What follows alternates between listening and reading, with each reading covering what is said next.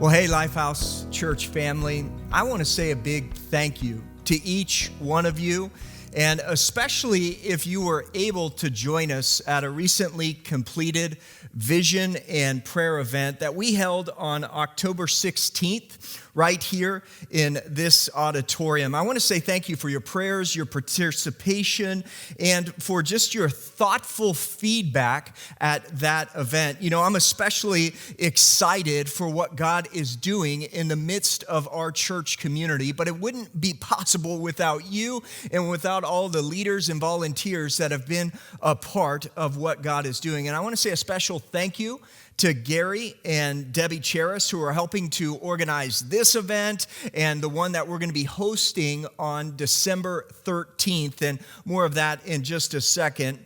But I also want to say thank you to our Vision Task Force, who have been helping to lead up a team to help us lean into where we sense God leading us in the days ahead. And I also want to say a special thank you to our staff, our elders who have been a part of this process, and also Clint Grider, who is from the organization Oxano, who is helping us navigate through this vision discovery process. And we are 1 year into it right now. And for the 120 folks from the congregation and the 12 different tables that were all set up here and all the feedback, we wanted to be faithful to all of that conversation and the discernment that we heard from the congregation as we presented some different ideas for our vision. And so specifically, if you weren't able to join us at that event, what we did is we discussed what we're doing in this vision discovery process. Namely, we're trying to find the 5 irreducible questions for clarity, so that we can help lean in together in unity in the days ahead of where we feel God leading us. And those questions are, the first is, what are we doing? What is our mission as a church? These are our marching orders. And then number 2 is our values. Why are we doing it this way? The third question is our strategy. How are we doing it? But then also our outcomes. What are we becoming? Who are we becoming as disciples? And then lastly, ultimately, where are we going? How do we rally together to head in that direction? And at the meeting, we were discussing the first 2. Our mission and our values as a church. And so we had the opportunity to kind of present some thoughts about that based on our year-long discovery process and conversations. And we also had scribes at each table and then conversations that were happening. And then they ended up distilling into these feedback forms that we received. And we got dozens of pages of feedback. And it was exciting, all of the conversations and the energy that was happening in that room. But you know, I want you to know that as leaders, we consider it a privilege that you're a part of this process, and we want to be faithful to the feedback. And so as we read and then reread all those different comments and the conversations, I want you to understand that we received primarily positive feedback. And so many were tracking along with most of what we had been sharing, but there was some few insights and outliers, and we wanted to lean into what is the Spirit trying to say to us in those areas. And so we wanted to come back and present to you what we as elders and staff and leaders were hearing from the congregation in order to go together forward as we lean into the future. And so based on the feedback, here is what we discovered, and here is what we're recommending as we go forward together. First, in the area of our mission. And so remember, the mission statement is meant to inspire us as a church to live out the Great Commission. It's a contextualized restatement of our marching orders as a church community.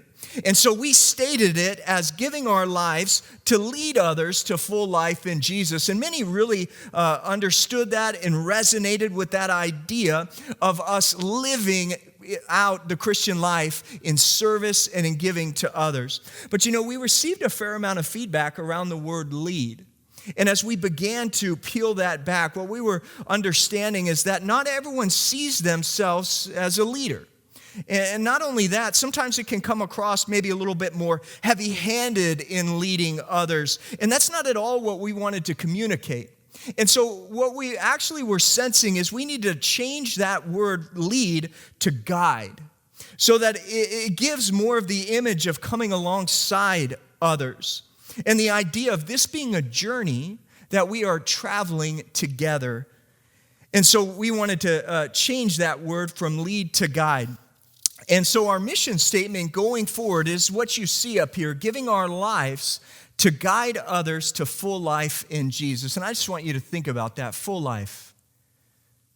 Living our lives to lead others, to experience that. Freedom, forgiveness, fullness. What is full life? Man, that's worthy of giving our life to. And so that's the direction we want to track in the days ahead around our mission. But we were also discussing our values as a community. And so in our conversations, we surfaced 4 values. And they are come as you are community, shirt off my back generosity, step out of the boat mentality, and then pass the baton and intentionality. And I'm going to go through each one of those. But I want you to know that there's 4 values, and these are what reveal our unique strengths and what help guide our decision-making in the days ahead. That's what values are. And so the first is come as you are community.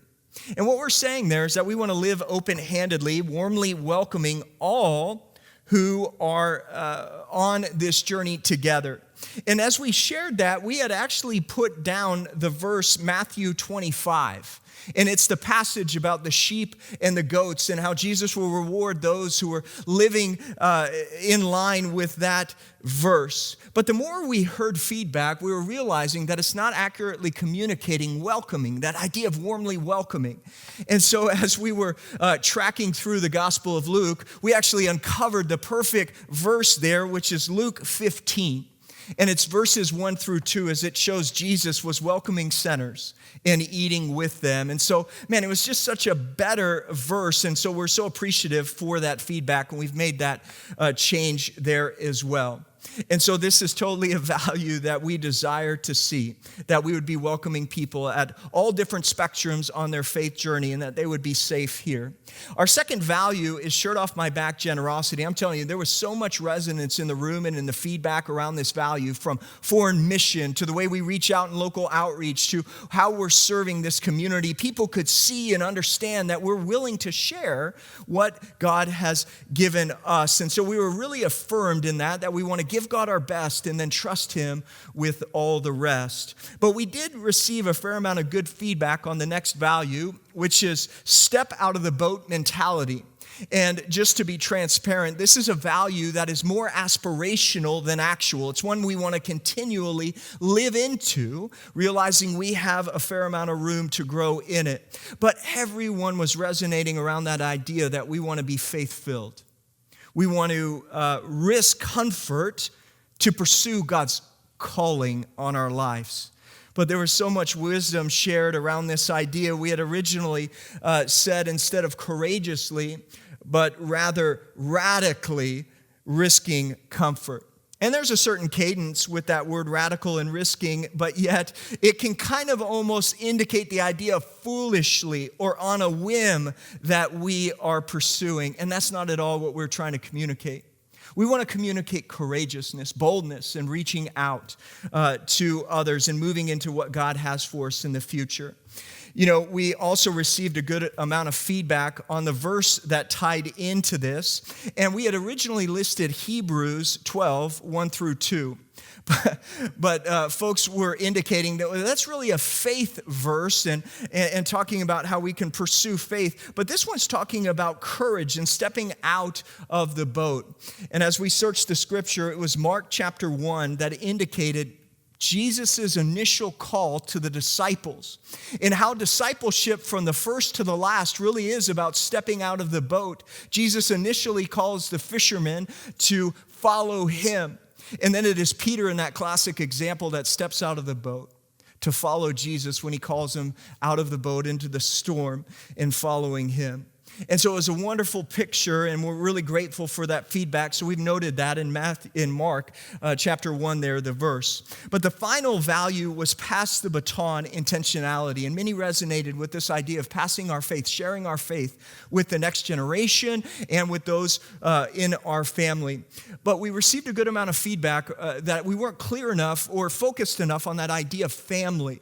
And so we wanted to prioritize that with one of the verses, Deuteronomy chapter 6. This is the Shema, and it's the wonderful encouragement for Israel and for us as Christians to be living out loving God first, but then to instill that and instruct that in our families. And so we've made that indication as well.